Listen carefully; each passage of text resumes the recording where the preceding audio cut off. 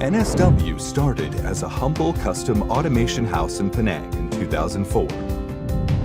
In 2007, we successfully developed our first ever dispensing equipment. As demand grows internationally, our company expanded into the Philippines. A year later, NSW relocated to Penang Diamond Valley Industrial Park. Demands pointed us to East Asia, and at the same time, we released A250 into the market. NSW then niched business into standard dispensing systems. As the Chinese market grew stronger, we established our first assembly facility there. Afterwards, we appointed US and East Asia representatives and released the A160.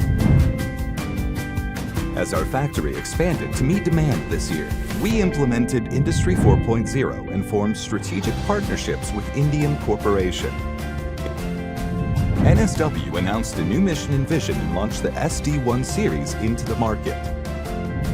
Experiential industrial education was next, and we established our first Russian sales office. Our journey to the West has been fruitful, leading to exciting times ahead.